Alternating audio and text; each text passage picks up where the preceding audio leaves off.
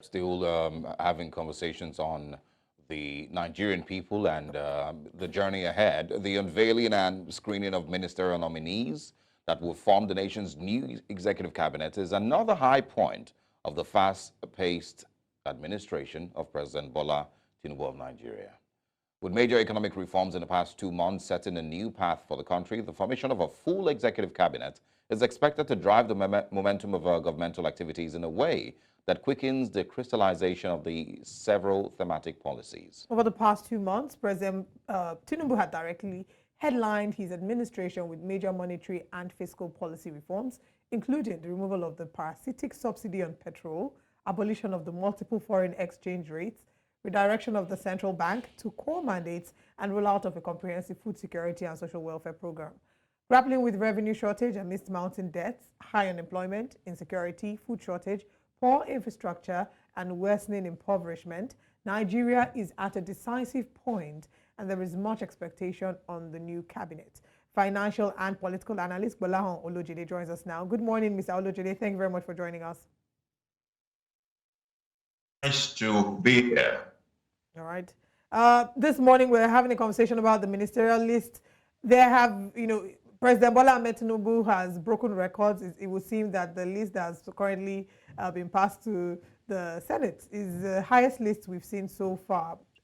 Is there any possibility that we're going to see an actual representation of the costs of governance being cut in this present administration? We've been talking about cutting the cost of governance for the longest time. President Goodluck Ebele Jonathan set up a team to do investigation about this. We had the Rosari report. Are we really going to see an implementation of the cutting, the cost of governance in 2023, or is this just a dream that we're holding on to? If we're going to see a reduction in the cost of governance, it is obvious that it will not be by virtue of the number of appointees, into the government.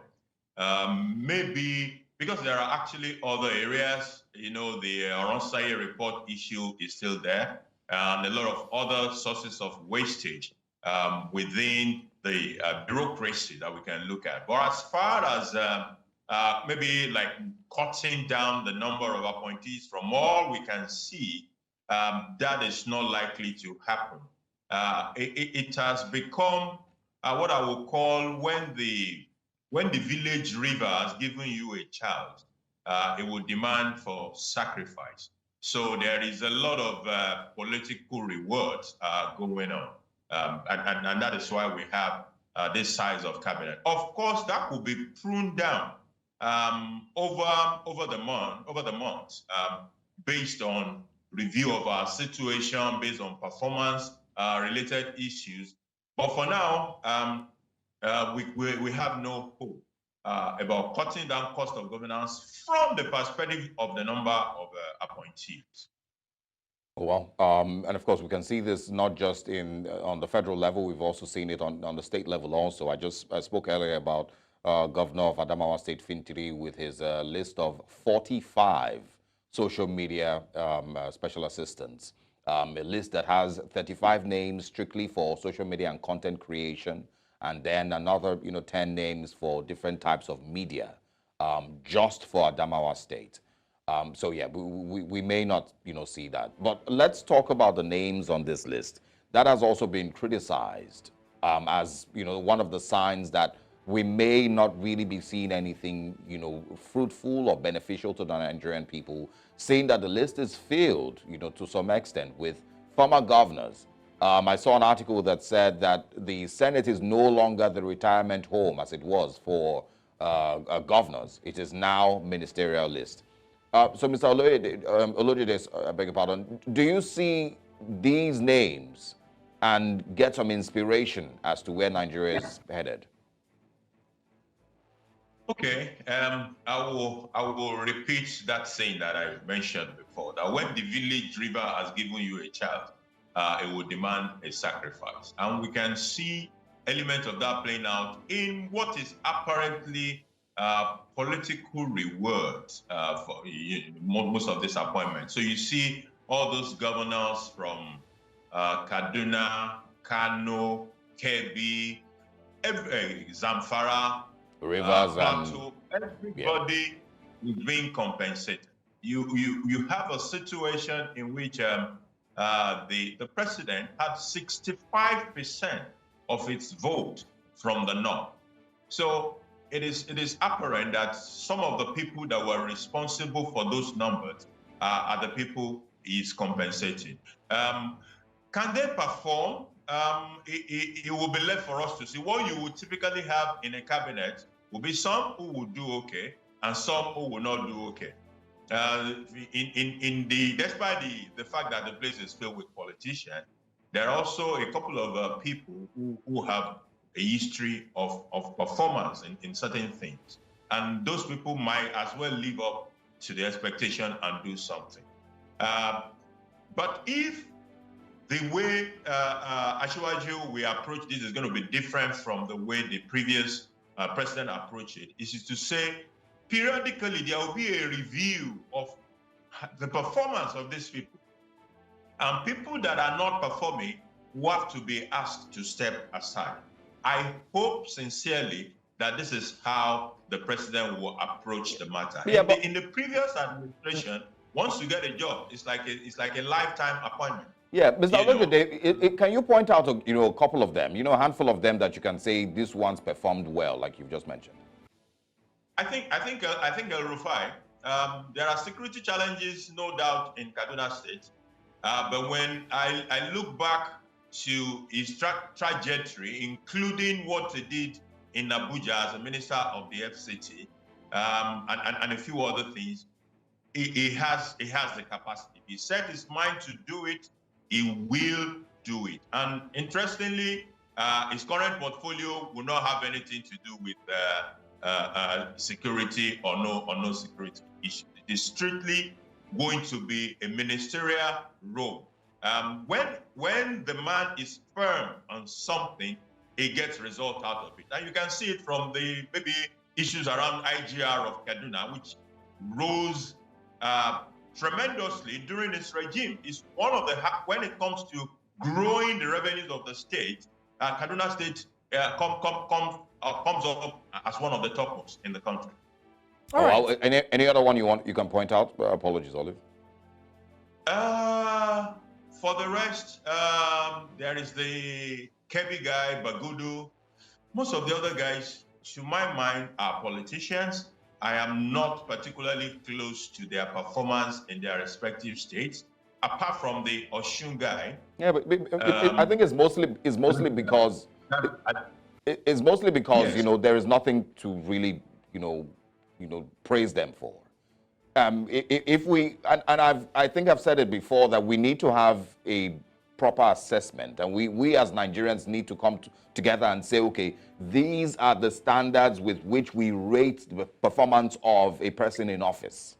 That a person who is governor that fixes a couple of roads and leaves education, leaves healthcare, leaves every other type of human development index, but he fixes a couple of roads, should not be called a performing governor. Yeah, I'm just stating an example here that we need to have a conversation that says these are the standards with which we rate a governor who performed well enough. Yes, definitely we should have that, but I'm not sure if we do. That is the reality of the case. I don't think we do. So people can open up a market and consider it, or people can pay salaries and they consider it an achievement. And that is, it shows how much we have been able to put side by side our expectations, vis-a-vis our demand for accountability. How much of that do we do, especially in some parts of the country? I don't think the demands are that much. Otherwise, you're not going to be having 50 people to work on social media. We'll come back to still talk about some more names, but I'd like us to talk about the screening process. You've just mentioned how it's important that Nigerians, and Osage has mentioned that it's important that Nigerians have a standard by which they assess the performance of anybody who has to get into these positions. But let's talk about the screening process, the screening done by the Senate. Would you say that you're satisfied by the thoroughness or lack of it of the Senate? Would you say that there is some level of thoroughness? Also, looking at the fact that a number of these people are being screened without any idea as to what portfolio they're going to be working with. Don't you think that this is actually maybe an error that needs to be fixed? Because we've seen in time past ministers who were in positions that they didn't have knowledge. I mean, the last administration, there were ministers who said they had no idea about what their office entailed until they got into the office. And I fear that we might see a repeat of that. So do you think that this is an error that maybe needs to be corrected? I don't see that being corrected now, maybe in the next administration. And are you satisfied with the thoroughness of the Senate?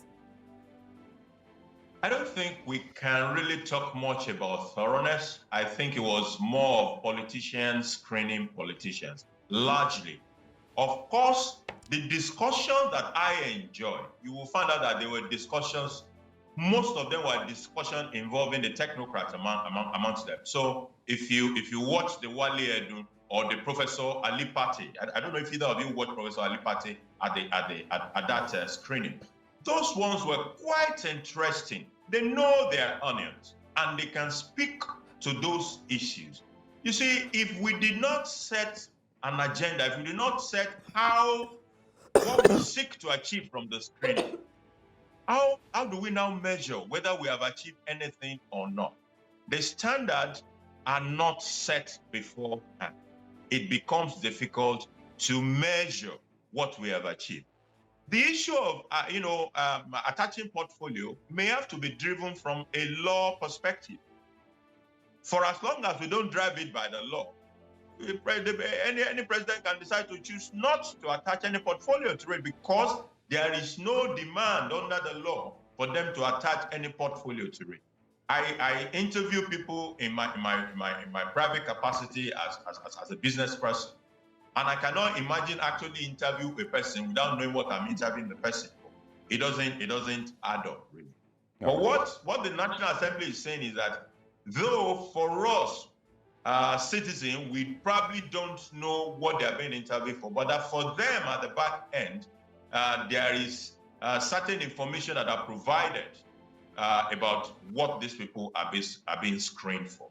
So they probably know. All right. I also want you to speak on, those who would advise Nigerians to be patient.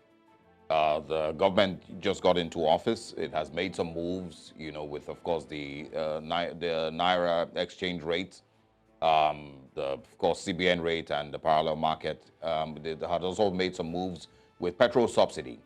There are people who are groaning and complaining that, that the Naira is still at 800 plus to the dollar. The pound is above 1,000. Petrol prices, 500, plus, almost 600. Of course, with fears that it would go higher. What would you say to those who tell Nigerians to be patient, that these things and these figures would eventually come down? Exchange rate is going to fall at some point. The petrol price is also going to fall at some point.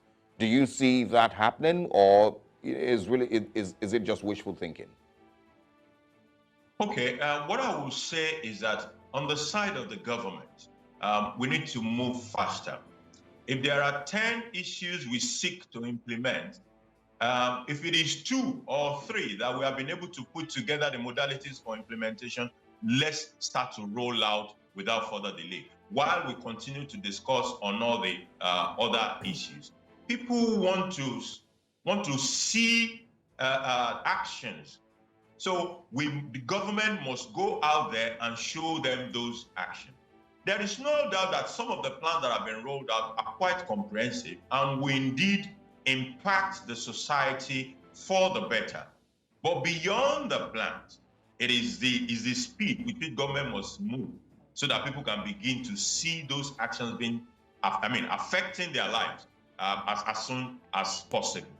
I believe that the minds of people were not prepared well enough.